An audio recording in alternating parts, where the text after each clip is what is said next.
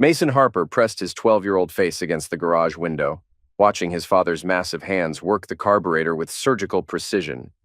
The summer heat made everything shimmer, but Cole Harper never sweated when he worked on engines. Never rushed, never cursed when something didn't fit right the first time.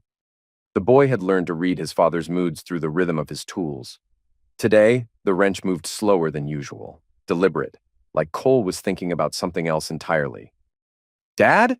Mason stepped into the garage, breathing in the familiar smell of motor oil and rust. "Mom's been on the phone for an hour. She keeps laughing real loud."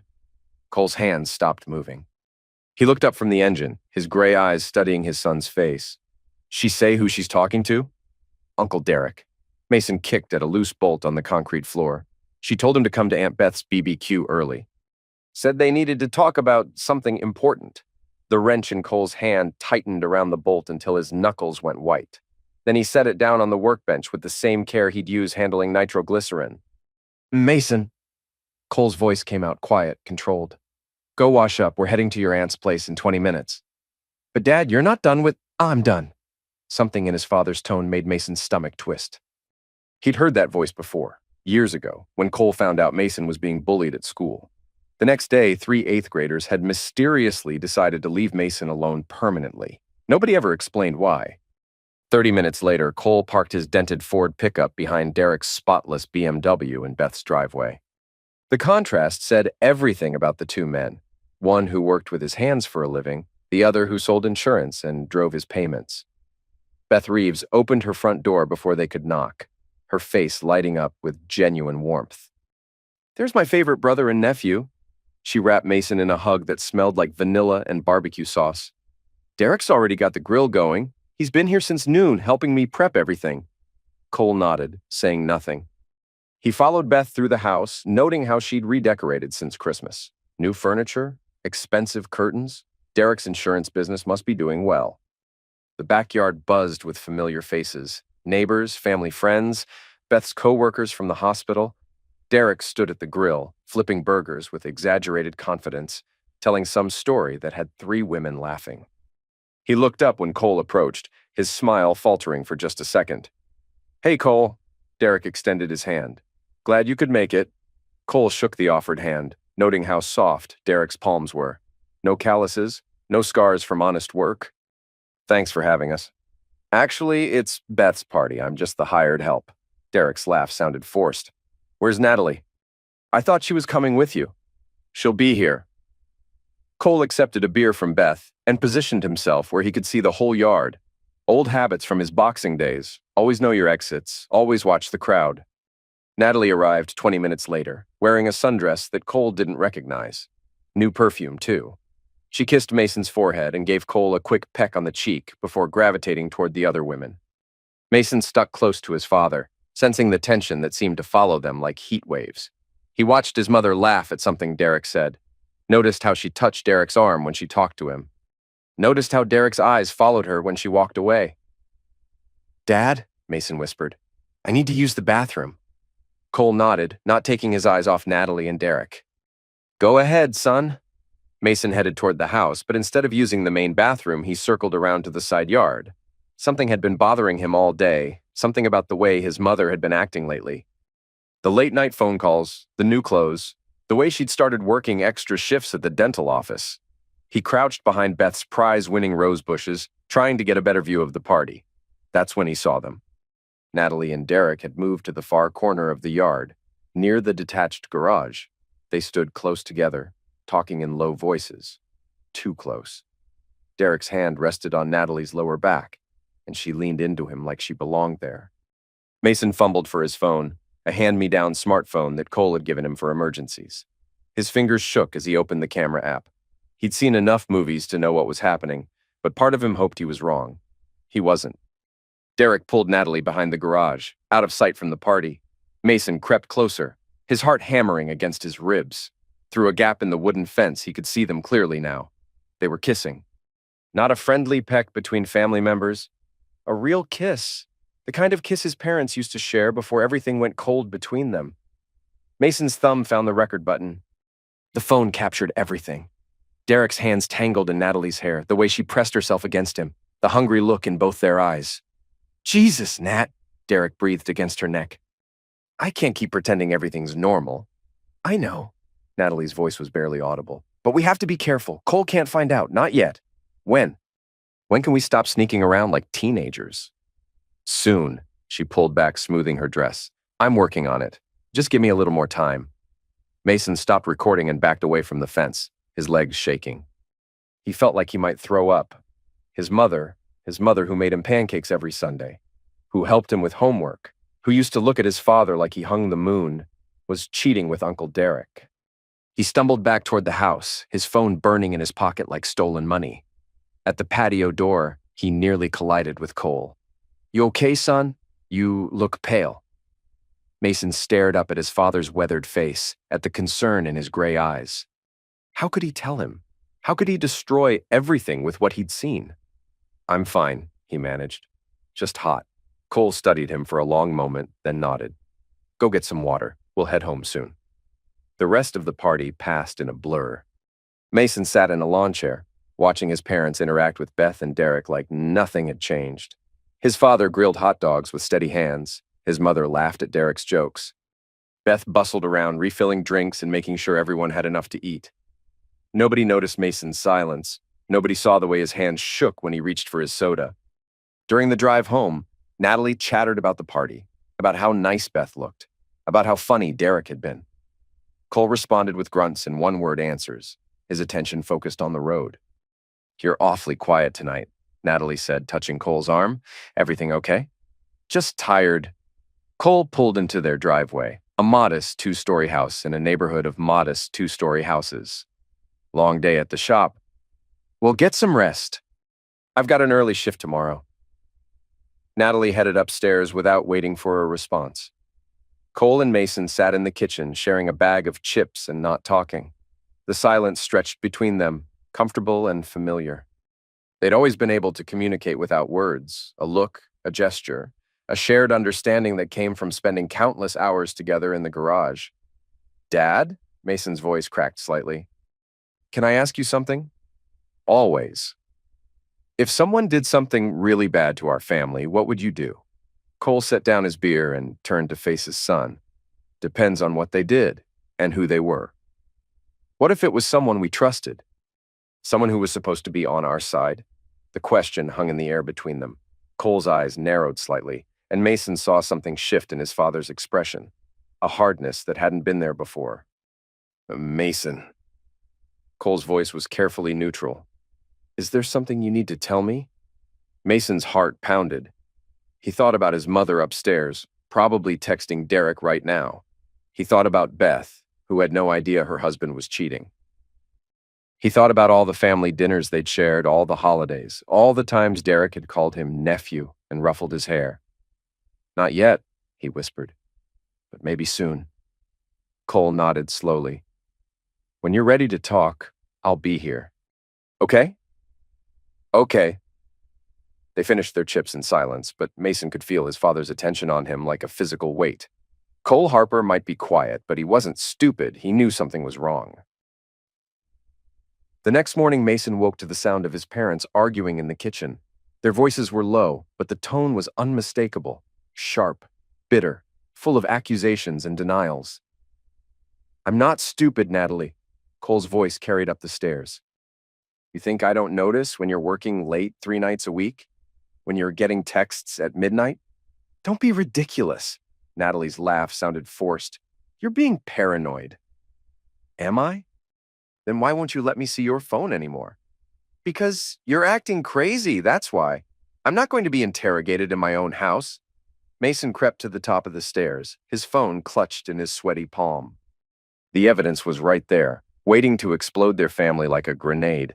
All he had to do was walk downstairs and show his father the video, but he couldn't. Not yet. I'm taking an extra shift today, Natalie announced, her heels clicking across the kitchen floor. Don't wait up. The front door slammed, and Mason heard his father's heavy footsteps heading toward the garage.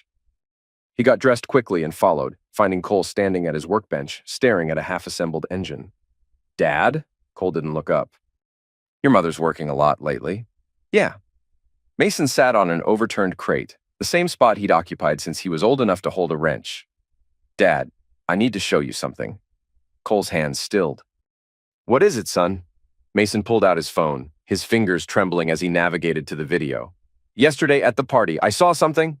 He held out the phone, and Cole took it with steady hands. Mason watched his father's face as the video played, watched the color drain from his cheeks, watched his jaw tighten until the muscles stood out like ropes.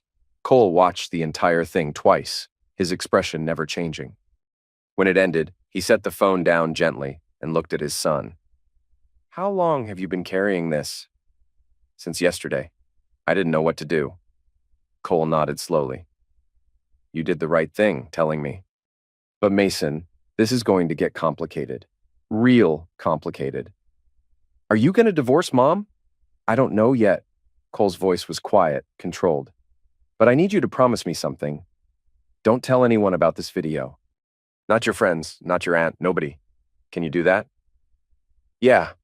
Mason's voice was barely a whisper. Dad, are you okay?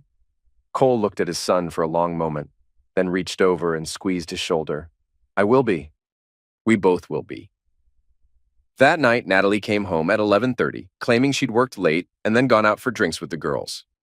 Cole was in the garage, but Mason could hear him moving around, the familiar sounds of tools being organized and reorganized. The next morning, Cole called in sick to work. Mason had never seen his father take a sick day in his entire life. I need to think some things through, Cole explained over breakfast. Why don't you go spend the day with your friend Tommy? I'll pick you up around dinner time. Mason wanted to stay, wanted to be there in case his father needed him. But something in Cole's tone told him this was not a suggestion. When Mason returned that evening, the house felt different, quieter. His father was in the kitchen making grilled cheese sandwiches with the same methodical precision he used on car engines. Where's Mom? Working late again? Cole flipped the sandwiches, the butter sizzling in the pan. She's been doing that a lot lately. They ate in silence, but Mason could feel the tension radiating from his father like heat from a forge. Cole's movements were controlled, deliberate, but there was something coiled beneath the surface. Something waiting. Dad? Mason pushed his half-eaten sandwich around his plate. What are you going to do? Cole set down his own sandwich and looked at his son. I'm going to fix what's broken. How?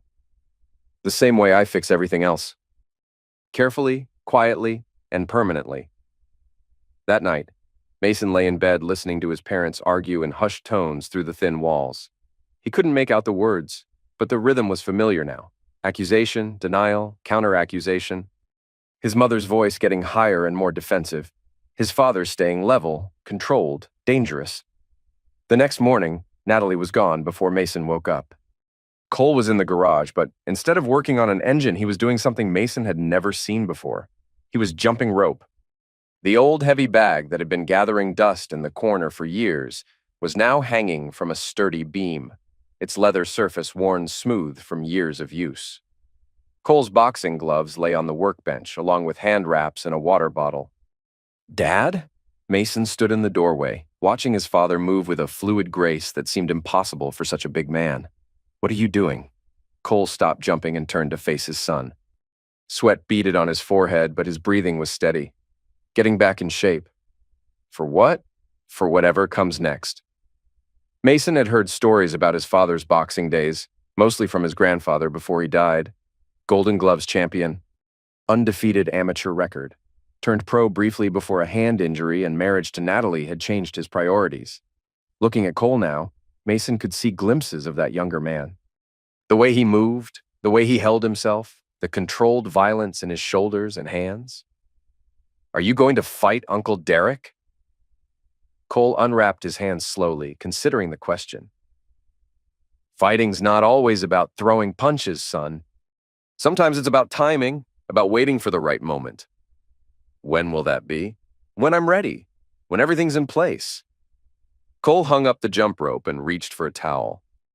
These things take time to do right. Over the next 2 weeks, Cole established a routine. He'd wake up before dawn, work out in the garage, shower, make breakfast for Mason, then spend the day doing things he'd never done before. He visited a lawyer, he went to the bank. He made phone calls to people Mason didn't recognize. He drove around town at odd hours, sometimes following routes that seemed to have no purpose. But most importantly, he watched.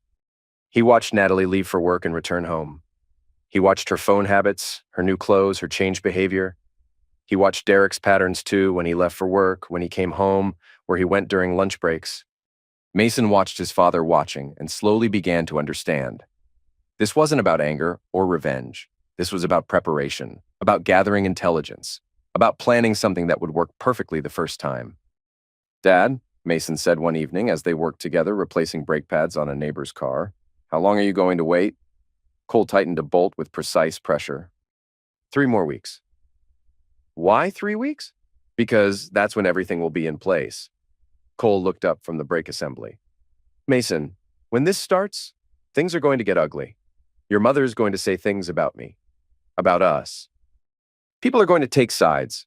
What people? Family, friends, people we thought we could trust."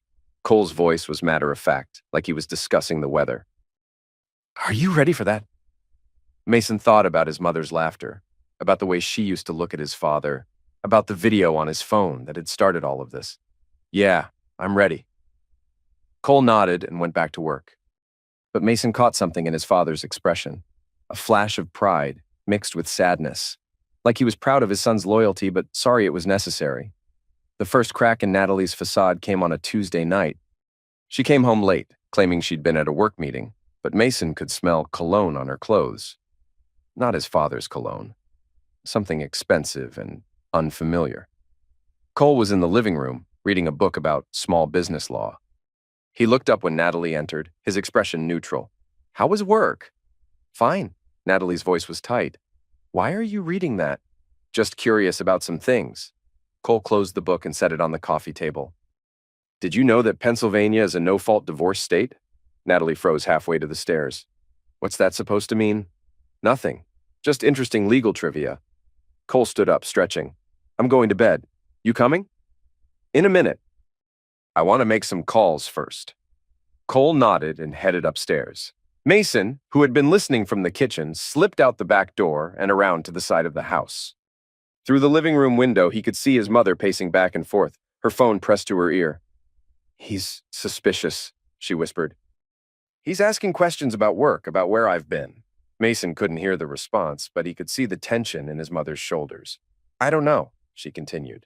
"Maybe we should cool things down for a while."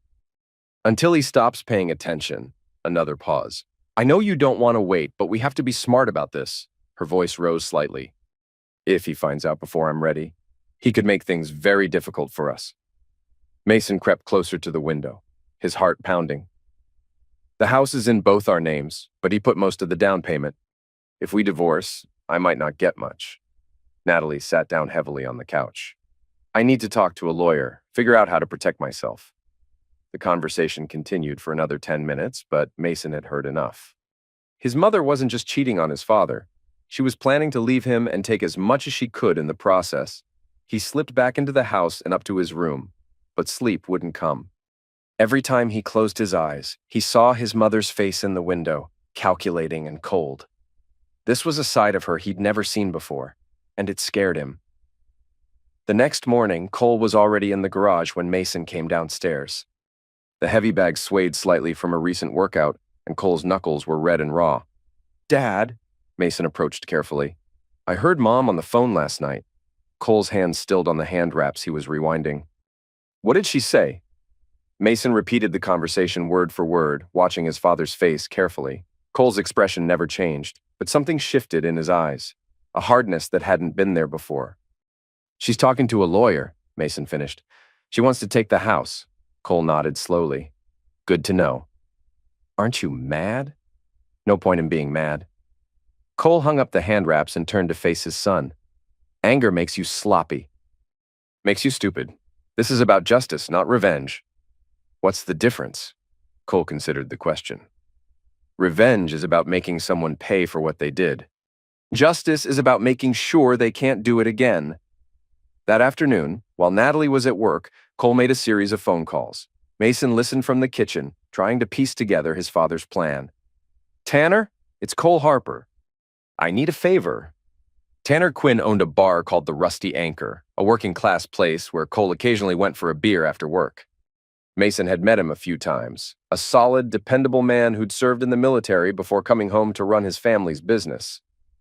I need to use your back room, Cole continued. The one with the heavy bag and the mats. Just for one night. Mason couldn't hear Tanner's response, but Cole's next words made his stomach clench. It's personal, but it's legal. I'll explain everything when I see you. The second call was to someone named Jeff. Jeff, it's Cole Harper. Remember when you said you owed me a favor? Jeff Bertram was a local police officer who'd been a regular customer at the garage for years. Cole had fixed his patrol car more times than Mason could count, usually refusing payment. I need you to witness something, Cole said. Nothing illegal, just a conversation between two men who need to settle their differences. The third call was to a lawyer's office. I'd like to schedule an appointment to discuss transferring property ownership. Yes, I understand there might be tax implications. Thursday would be fine.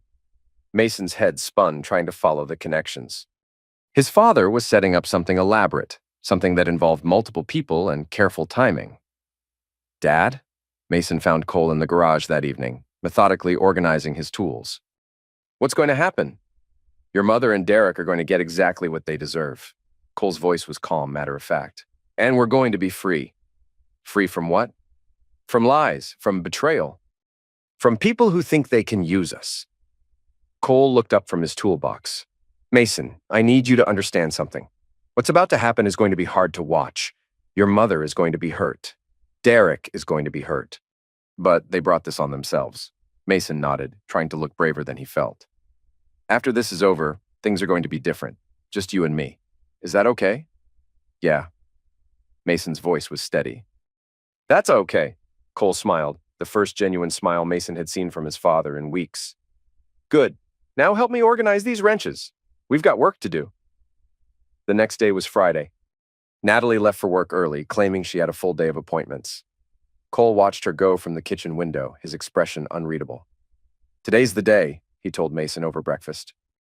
Tonight, everything changes. Mason pushed his eggs around his plate, his appetite gone. What do you need me to do?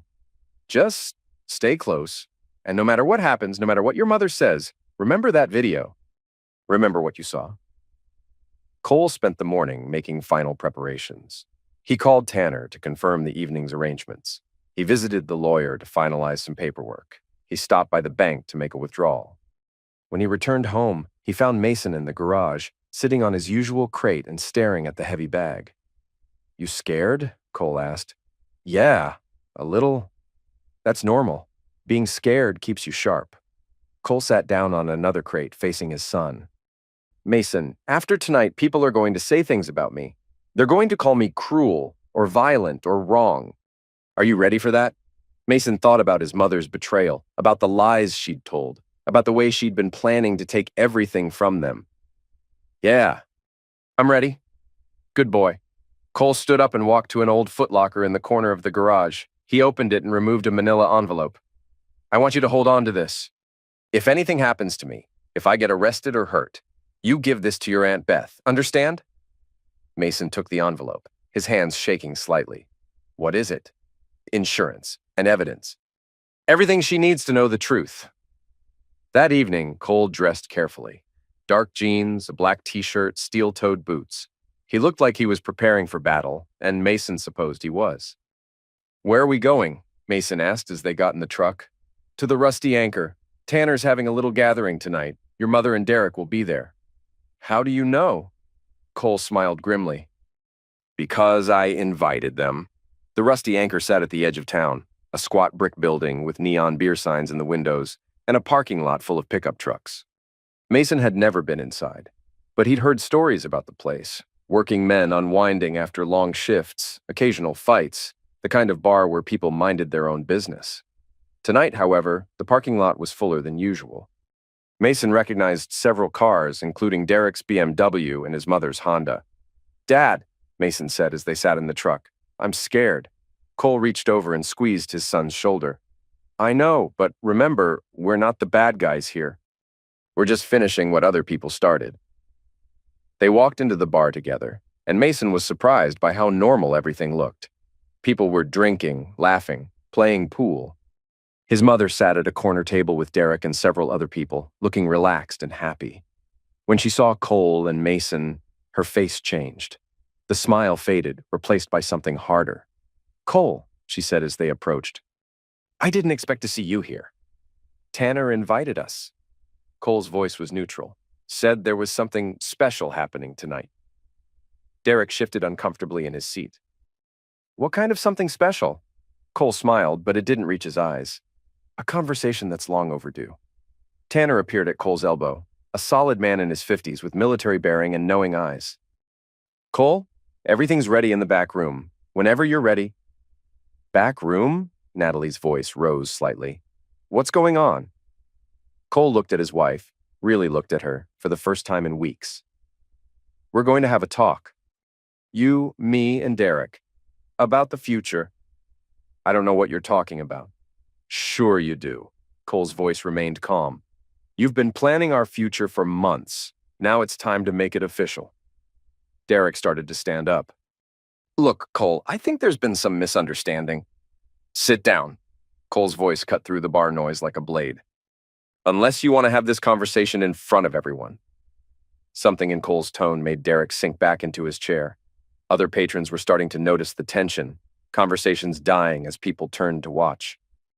"The back room," Cole repeated. "Now." Natalie looked around the bar as if searching for an escape route. "Cole, you're scaring me. What's this about?" Cole reached into his pocket and pulled out a small device, Mason's phone. He set it on the table, screen facing up. "This is about honesty," he said quietly. "About truth. About consequences." Natalie's face went white as she recognized the phone. Her eyes darted to Mason, who stood beside his father like a soldier at attention. "You little—" she started, but Cole's hand slammed down on the table, cutting her off.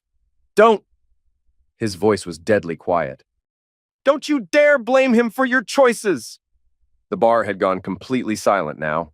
Everyone was watching, waiting to see what would happen next. "Back room," Cole said again. "Unless you want me to press play right here, right now, in front of everyone." Derek was the first to move, his face ashen. Natalie followed, her heels clicking on the wooden floor. Cole gestured for Mason to stay behind, then followed them through a door marked private. The back room was small, windowless, furnished with a couple of chairs and exercise equipment. Tanner was already there, along with Officer Jeff Bertram, who nodded at Cole. "What the hell is this?" Derek demanded. "Some kind of setup?" "Just a conversation," Cole replied. "Between adults who need to clear the air." He pulled out a chair and sat down, his movements deliberate and controlled. "Natalie, Derek, please sit." They sat, but remained on the edge of their chairs, ready to bolt. 3 months ago," Cole began, "my life was simple. I had a wife I trusted, a son I loved, and a brother-in-law I respected. Then things started to change." He looked at Natalie. "Late nights at work, new clothes, mysterious phone calls. A distance between us that I couldn't explain." "Cole, I can explain. You can explain by being quiet and letting me finish." Cole's voice never rose, but it carried absolute authority. 2 weeks ago, my son came to me with something that changed everything." He held up Mason's phone. "Would you like to see what he found? Or would you prefer to tell everyone yourself?" Natalie's hands were shaking. "It's not what you think." "It's exactly what I think." Cole turned to Derek. "You've been sleeping with my wife, in my house, behind my back, behind Beth's back." Derek's face was red, but he tried to bluster. "You can't prove anything." Cole pressed play on the phone. The video filled the small room with sound. Natalie's voice, Derek's heavy breathing, the unmistakable sounds of betrayal. When it ended, the silence was deafening. "Jesus," Officer Bertram muttered. "Cole, I'm sorry." Cole nodded at the officer, then turned back to Natalie. "The question now is what happens next." "We can work this out," Natalie said quickly. "It doesn't have to be." "Yes, it does." Cole's voice was final. "You made your choice. Now you get to live with it." He reached into his jacket and pulled out a manila envelope. "Divorce papers already signed on my end. All you have to do is sign, and this is over." Natalie stared at the papers. "What about the house? What about Mason?" "The house is mine. Always has been. Inherited from my father before we got married." Cole's smile was cold. "As for Mason, he's old enough to choose where he wants to live, and he's already chosen." Derek finally found his voice. "You can't just—" "Can't what?" Cole stood up, and suddenly the small room felt even smaller. Can't protect my family? Can't defend what's mine? Can't make sure my son doesn't grow up thinking it's okay to betray people who trust you? Cole, please, Natalie whispered. Don't do this. I'm not doing anything. Cole's voice was calm, reasonable. You did this. Both of you. I'm just finishing what you started. He turned to Derek. You want to know what happens next? You're going to go home and tell Beth everything, tonight, before someone else does. I can't. You can, and you will. Because if you don't, I'll tell her myself. And I'll make sure everyone in this town knows exactly what kind of man you really are. Cole's eyes were hard as flint. You have until tomorrow morning to come clean. After that, all bets are off. Derek's face was pale, but he nodded. Cole turned back to Natalie. Sign the papers. What if I don't? Then we do this the hard way. Public divorce, contested custody. Everyone in town knowing every dirty detail of what you did? Cole's voice was matter-of-fact. Your choice. Natalie stared at the papers for a long moment, then picked up the pen. Her signature was shaky, but legally binding. Good. Cole took the papers back. Officer Bertram is here as a witness. Everything we've discussed tonight is legal and voluntary. Jeff nodded. Just two adults working out their differences. No laws broken. Cole looked at Natalie and Derek one last time. You're free to go, both of you. But remember, this town is small. People talk, and they remember. Natalie stood up on unsteady legs. Cole, No. Cole's voice was final. You don't get to explain. You don't get to apologize. You made your choice. Now live with it. Derek was already at the door, desperate to escape. Natalie followed, but turned back once more. What about Mason? When can I see him? Cole's expression didn't change. When he wants to see you. If he ever wants to see you. After they left, the room fell silent except for the distant sounds of the bar. Tanner shook his head. Damn, Cole. That was stone cold. That was justice, Cole replied. They got off easy. Officer Bertram stood up. For what it's worth, I think you handled it right. Could have been a lot uglier. Cole nodded. Thanks for being here, Jeff. I owe you one. We're even. Jeff headed for the door. Take care of yourself, Cole. And that boy of yours. When they were alone, Tanner clapped Cole on the shoulder. How you feeling? Empty. Cole's voice was quiet, but clean. Like I just took out the trash. They walked back into the main bar where Mason was waiting at a corner table. The boy looked up when he saw his father, searching his face for clues. It's done, Cole said simply. Mason nodded, trying to look mature beyond his 12 years. What happens now? Now we go home, pack some things. We're going away for a while. Where? Cole smiled, and for the first time in weeks it reached his eyes. Your grandfather's cabin. Up at the lake. Remember? Mason's face lit up. He'd spent summers at the cabin when he was younger before his grandfather died and the family stopped making the trip. Really? Really? Time for a fresh start. They drove home in comfortable silence, the tension that had plagued their house for months finally broken. When they pulled into the driveway, Cole noticed that Natalie's car was already gone. Inside, the house felt different, lighter somehow. Cole and Mason moved through the rooms methodically, packing clothes and necessities. In the master bedroom, Cole found that Natalie had taken most of her things. Her dresser was empty, her side of the closet cleared out. She'd left her wedding ring on the nightstand. Cole picked it up, studying the simple gold band in the lamplight. 15 years of marriage reduced to a circle of metal, no bigger than a quarter. Dad? Mason appeared in the doorway. I'm packed. Cole pocketed the ring. Good. Let's load the truck. As they carried their bags outside, Cole's phone buzzed with a text message. He glanced at the screen, then showed it to Mason. It was from Beth. Derek told me everything. I'm so sorry, Cole. Thank you for making him tell the truth. Another message came through immediately after. If you need anything, call me. Family sticks together. Cole smiled grimly. At least one person in this mess has some integrity. They finished loading the truck just as another car pulled into the driveway. Cole tensed, but relaxed when he saw it was Tanner. Thought you might need some backup, Tanner said, getting out of his car, in case she came back with reinforcements. She won't be back tonight. Cole shook Tanner's hand, but I appreciate it. Where you headed? The lake. My dad's old place. Tanner nodded approvingly. Good choice. Get some distance. Let things settle. What about work? I'll talk to Jim at the garage, explain the situation. Your job will be waiting when you get back.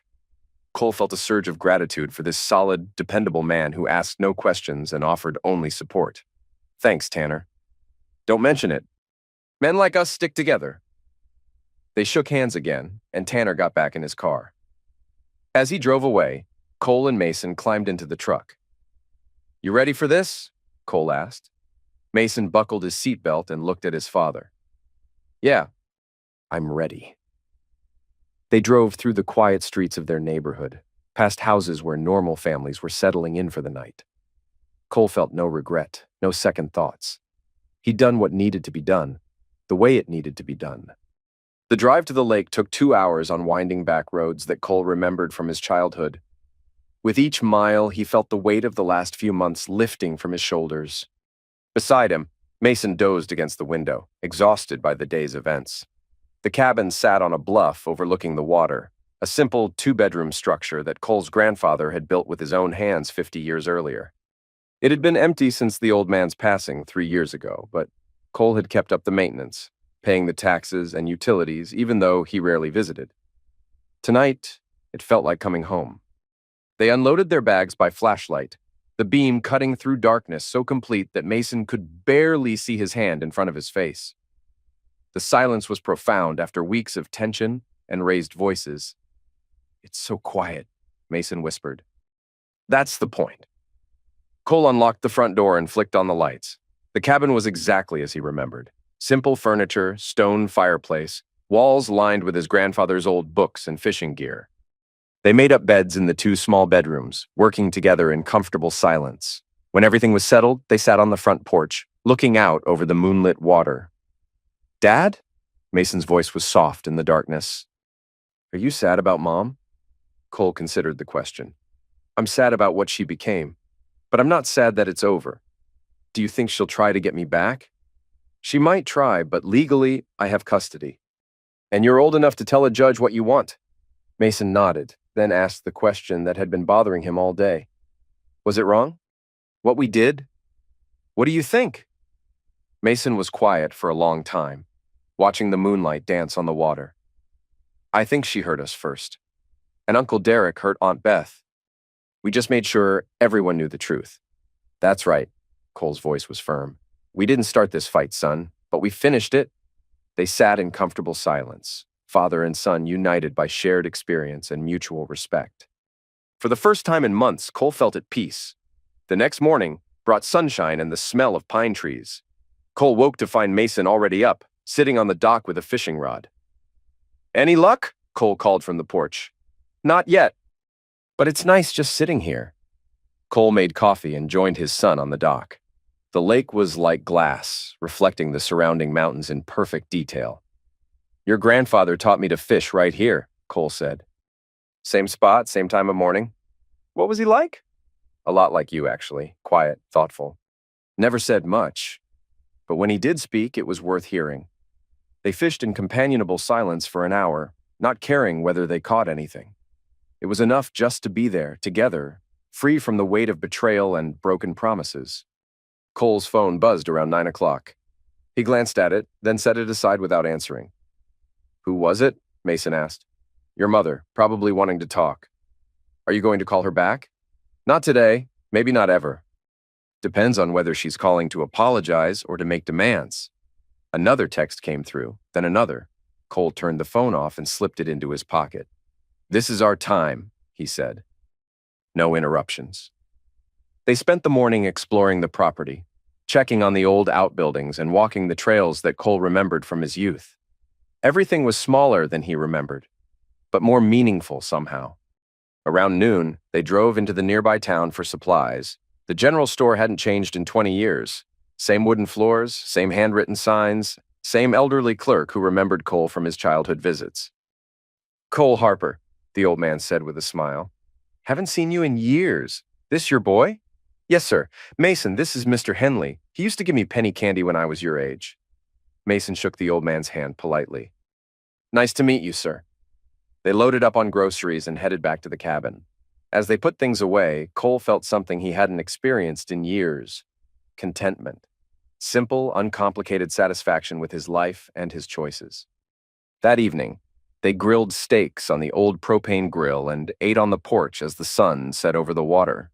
Mason had caught a small bass earlier in the day, which they cleaned and cooked alongside the steaks. "Best meal I've had in months," Cole said, and meant it. "Me too." Mason looked across the table at his father. "Dad, are we going to stay here forever? Would you want to?" Mason considered this seriously. "Maybe. It's peaceful. But I'd miss my friends, and you'd miss your job." "We'll go back," Cole assured him, "but not yet. We need some time to let things settle. Let people get used to the new situation." "What about school? You can finish the year online if we need to. Your education won't suffer." They cleaned up after dinner and built a fire in the stone fireplace. Mason curled up in an old leather chair with one of his grandfather's adventure novels, while Cole sat in comfortable silence, watching the flames dance. For the first time in months, he wasn't planning anything. Wasn't calculating moves or preparing for confrontations. He was simply existing in the moment, and it felt like a luxury he'd forgotten how to enjoy. His phone, still turned off, remained silent in his pocket. Whatever drama was unfolding back home would have to unfold without him. The next few days passed in a blur of simple pleasures: fishing, hiking, reading, talking about everything except the events that had brought them here. Mason's laugh returned, bright and genuine, and Cole realized how long it had been since he'd heard it. On their fourth day at the cabin, Cole finally turned his phone back on. The screen filled with messages: texts from Natalie, voicemails from Beth, missed calls from numbers he didn't recognize. He scrolled through them quickly, looking for anything urgent. Most were from Natalie, ranging from angry demands to tearful pleas. He deleted them without reading them fully. Beth's messages were different, supportive, concerned. She wanted to make sure they were okay, wanted them to know they had her support. Cole called her back. "Cole!" Beth's voice was thick with emotion. "Thank God. I've been so worried. We're fine, just needed some space." "Where are you?" "Dad's cabin. We're safe." "Good. That's good." Beth paused. "Cole, I'm so sorry. About Derek, about Natalie, about all of it. It's not your fault. I should have seen it. Should have known something was wrong. Don't blame yourself. They were careful. Sneaky." Beth was quiet for a moment. "I threw him out. Derek. Filed for divorce yesterday? I'm sorry it came to that." "I'm not. You did me a favor showing me who he really was." Her voice hardened. 20 years of marriage and he throws it away for your wife. What kind of man does that? The kind of man who never deserved you in the first place. Mason, okay? He's resilient. Stronger than either of us gave him credit for. When are you coming back? Cole looked out the window at Mason, who was reading on the dock. When we're ready, when it feels right.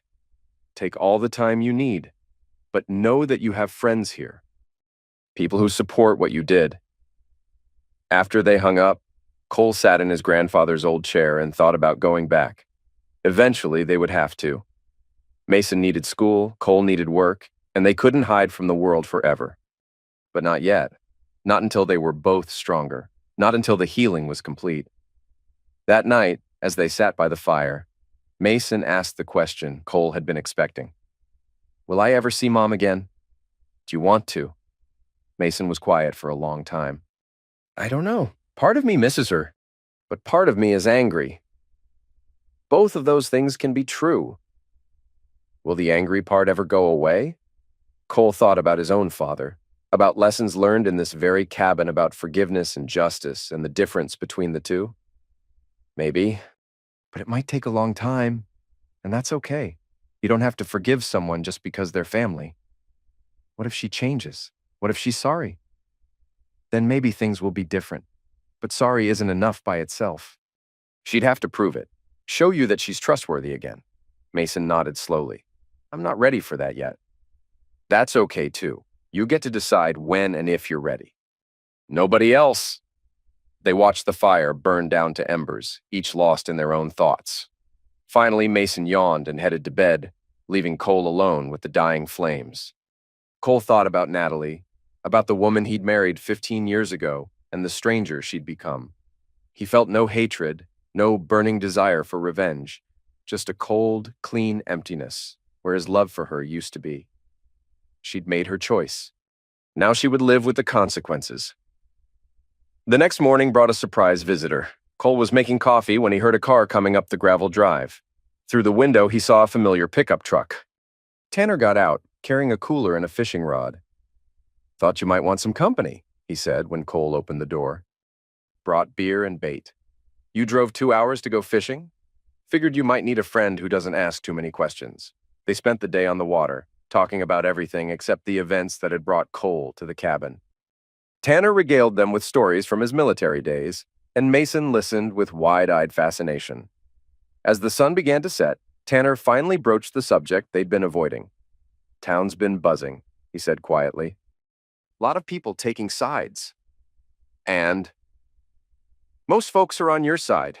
Word got out about what happened, and people don't like cheaters." Cole nodded. He'd expected as much.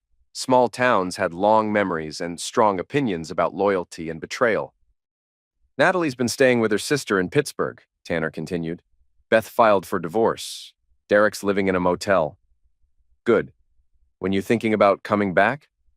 Cole looked at Mason, who was cleaning fish at the dock's edge. "Soon. A few more days, maybe a week. Your job's waiting. Jim made that clear to everyone. I appreciate that." Tanner finished his beer and stood up. "Take all the time you need, Cole, but don't let them drive you away permanently. This is your home, too." After Tanner left, Cole and Mason cooked the fish they caught and ate dinner on the porch. The evening was warm, with a gentle breeze off the water that carried the scent of pine and wildflowers. "Dad?" Mason set down his fork and looked across the table. "I'm ready to go home." "You sure?" "Yeah. I miss my friends, and I want to go back to school." Cole nodded. "We'll leave tomorrow morning." That night, they packed their belongings and prepared the cabin for another long absence. Cole walked through the rooms one last time, touching surfaces his grandfather had touched, breathing air thick with memories and healing. The drive home seemed shorter than the drive away. With each familiar landmark, Cole felt his resolve strengthening. He'd done nothing wrong. He'd protected his family and his dignity. He had nothing to hide from and nothing to apologize for. Their house looked exactly the same from the outside, but inside it felt different, cleaner somehow. The oppressive atmosphere of secrets and lies had lifted, replaced by something that felt like possibility. Mason went straight to his room to unpack, while Cole stood in the kitchen looking around. Natalie's coffee mug was gone from the dish drainer. Her jacket was missing from the coat closet. Small absences that somehow made the house feel more like home. His phone rang as he was putting groceries away. The caller ID showed a number he didn't recognize, but the area code was local. "Hello? Cole, this is Jim Matthews from the garage. Just wanted to let you know your job's here whenever you're ready to come back." "Thanks, Jim. I'll be in Monday morning." "Good to hear. And Cole? For what it's worth, I think you handled a bad situation with more class than most men would have." "I appreciate that. See you Monday."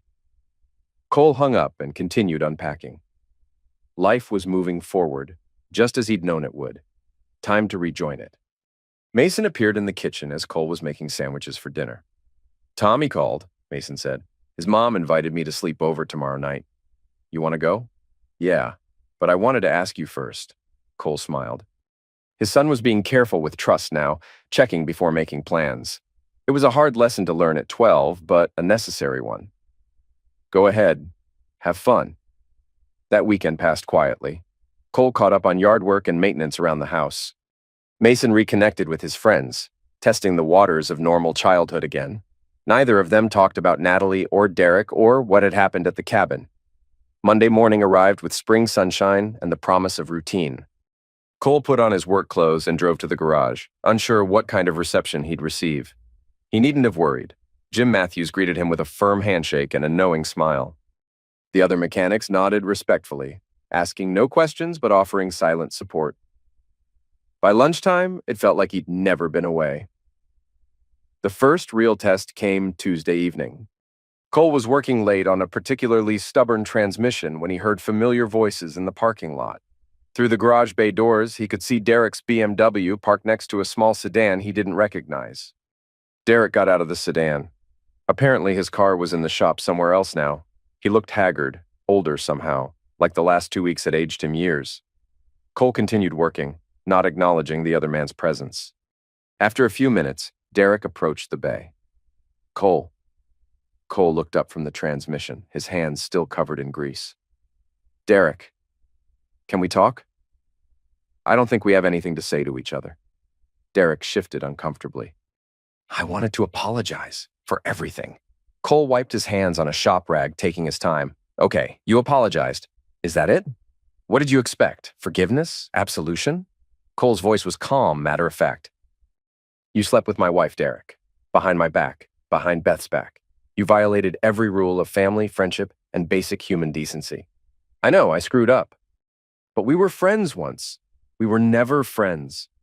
Cole's voice cut through Derek's words like a blade. Friends don't do what you did. Friends can be trusted. Derek's face reddened. Look, I get that you're angry. I'm not angry anymore. Angry was 3 weeks ago. Now I'm just done. Cole turned back to the transmission, dismissing the other man completely. After a moment, he heard Derek's footsteps retreating across the concrete floor. The encounter left Cole feeling oddly satisfied. He'd expected to feel rage or hurt or something stronger than the cold indifference he actually felt.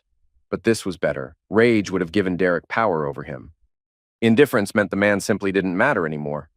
Life settled into a new rhythm over the following weeks. Work, home, time with Mason, occasional dinners with Beth, who was navigating her own divorce proceedings.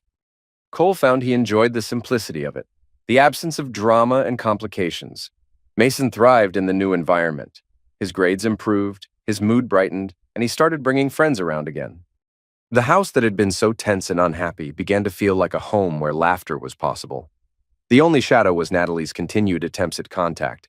She called, texted, even showed up at the house once while Cole was at work. Mason had handled that encounter with remarkable maturity, telling her through the door that he wasn't ready to talk and asking her to leave. What did she say? Cole asked when he got home. That she missed me. That she wanted to explain. Mason's voice was steady, but Cole could see the confusion in his eyes. I told her maybe someday, but not now. That was the right response. You don't owe her anything until you're ready. When will I be ready? You'll know. One evening in late May, as Cole and Mason were grilling burgers in the backyard, Mason brought up the subject they'd been avoiding. Dad, what if Mom wants to get back together? Cole flipped the burgers, considering his answer carefully. How would you feel about that? Scared, confused. Mason poked at the coals with a stick.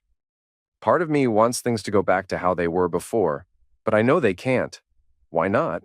Because I'll always know what she did. Even if I forgive her, I'll always remember. Cole nodded. That's very wise. But what if she's really sorry? What if she promises it won't happen again? Mason, promises are easy to make and hard to keep. What matters is action. What someone does, not what they say they'll do. Has she done anything to show she's sorry? Cole thought about this. Has she apologized to you directly? Has she taken responsibility for what she did without making excuses? Has she done anything to repair the damage she caused? Mason shook his head slowly. She keeps calling, but she hasn't really said she was sorry. She keeps saying it's complicated and that there were problems between you and her that I don't understand. And what do you think about that? I think that even if you guys had problems, it doesn't make what she did okay. If she was unhappy, she should have talked to you or gotten divorced first. She shouldn't have snuck around and lied to everyone. Cole felt a surge of pride in his son's clear thinking. That's exactly right. They ate their burgers in comfortable silence, watching the sun set behind the neighbors' trees. This was what peace felt like, Cole realized.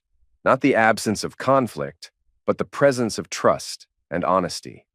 As summer approached, Cole made a decision that surprised even him. He called Beth one evening with a proposal. I'm thinking about taking Mason on a road trip, he said. Week or two. Hit some national parks, maybe see the Grand Canyon. That sounds wonderful. Soon as school lets out, give us both a chance to see some country, spend some time together. Does Mason know? Not yet. Wanted to run it by you first. Make sure there weren't any family obligations I was forgetting. Beth laughed, and Cole was pleased to hear genuine joy in the sound.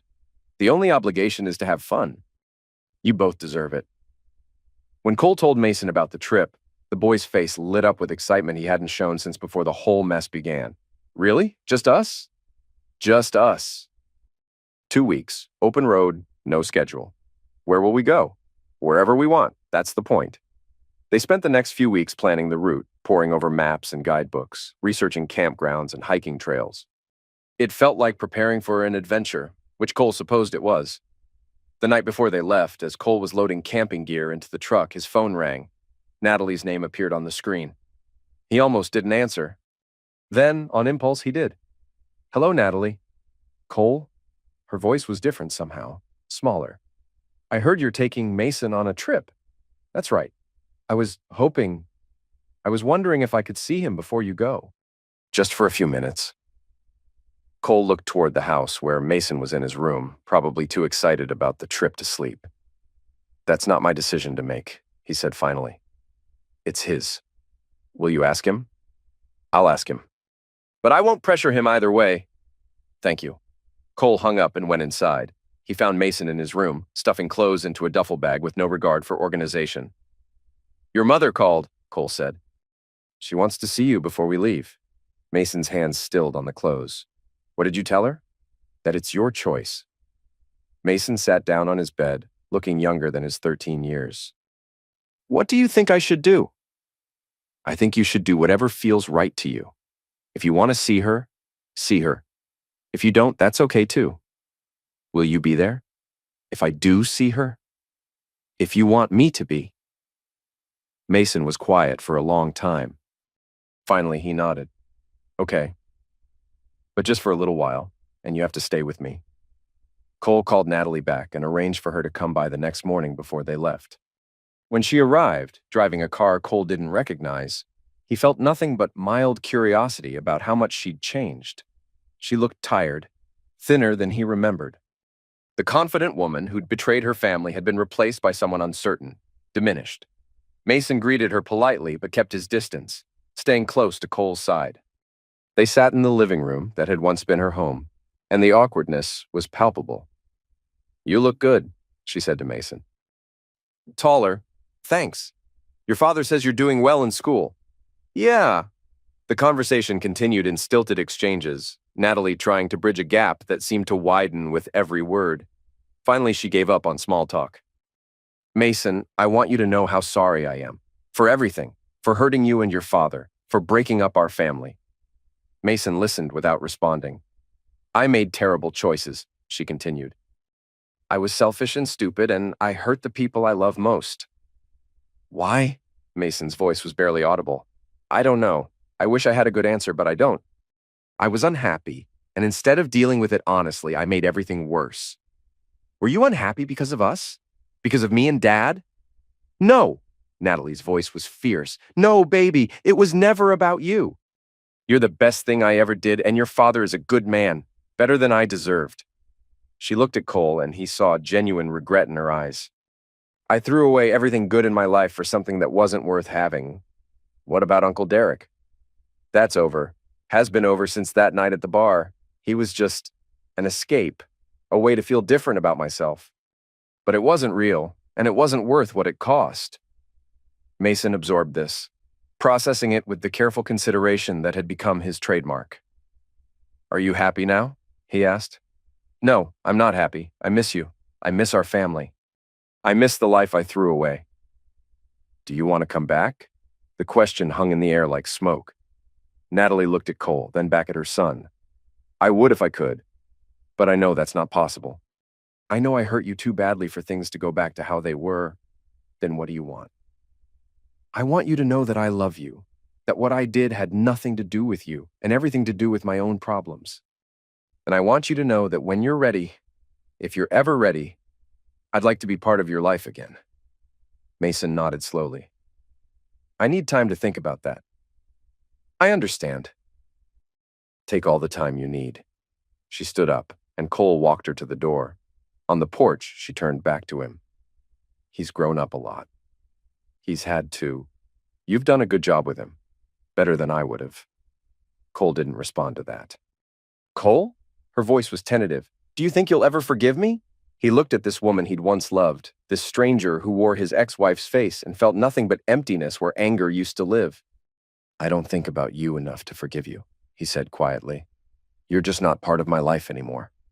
The words hit her like a physical blow, but she nodded and walked to her car without another word. Cole and Mason watched her drive away, then loaded the last of their gear into the truck. "You ready for an adventure?" Cole asked. Mason grinned, and for the first time since this whole mess began, it was a completely genuine smile. "Let's go see the country, Dad." They drove west into the morning sun, leaving behind the complications and betrayals of the past 6 months. The road stretched ahead of them, full of possibilities and new horizons. As they crossed the state line into Ohio, Mason fell asleep against the passenger window. Cole drove in comfortable silence, thinking about the man his son was becoming and the future they were building together. Behind them, their old life grew smaller in the rearview mirror.